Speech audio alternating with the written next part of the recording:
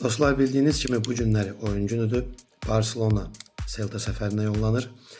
Geride qalan turlardan sonra Barcelona 25 xalla 3-cü pillədə qərarlaşıb. Niyə məhz 3? Çünki dünənləri Villarreal səfərdə İspanyol üzərindən maksimum nəticə əldə edərək 3 xal aktivinə yazdırdı və Barcelona'nı 1 xal geridə qoyaraq 2-ci pillədə qərarlaşdı. Celta isə 13-cü yerdə qərarlaşır 13 xalından. Oyunun əhəmiyyəti ondan ibarətdir ki, Barcelona həm ikinci yerdəki yerini qorumaq üçün, yəni ikinci yerə qayıtmaq üçün daha doğrusu maksimum çalışmalıdır və Real Madridlə 5 xallıq fərqi saxlamalıdır. Real Madrid də axşam Rayo Vallecano səfərində olacaq, nəzərinizdə olsun.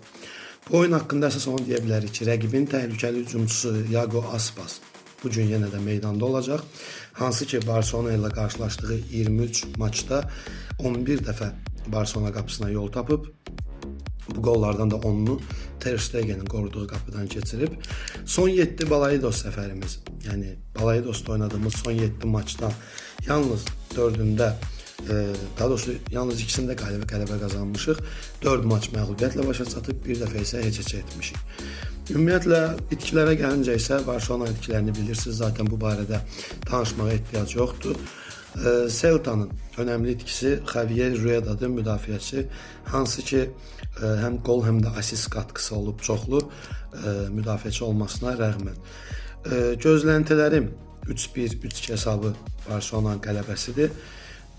Düşünürəm ki bu tur xal itkisi yaşamayacağıq. Son Brügge maçından sonra əminəm ki Hansi Flick lazımi təlimatları verib necə deyərlər oyunculara. Amma təbii ki bu da bizi arxayın olmağa belə deyə sövq etməməlidir. Mütləq şəkildə qələbə qazanmalıyıq.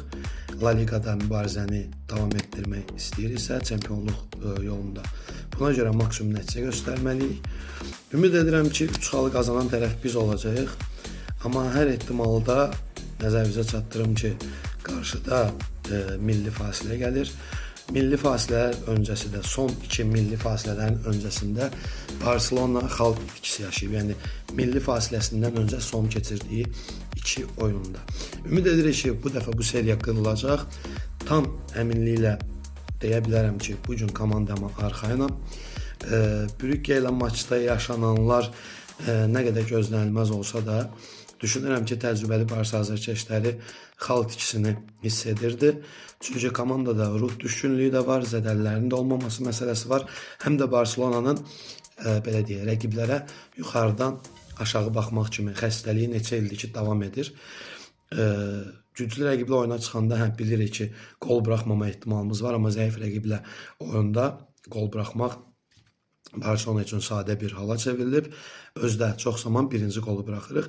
Joan Garcia'nın da yoxluğu, qapıda Şesninin olması artıq bizlərə biraz həyəcan təbiri çaldırır.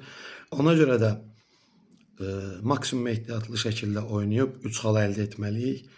Ümid edirəm ki qazanan tərəf biz olacağıq. Axşam oyundan sonra görüşərik. Təşəkkür edirəm. Viska Barça.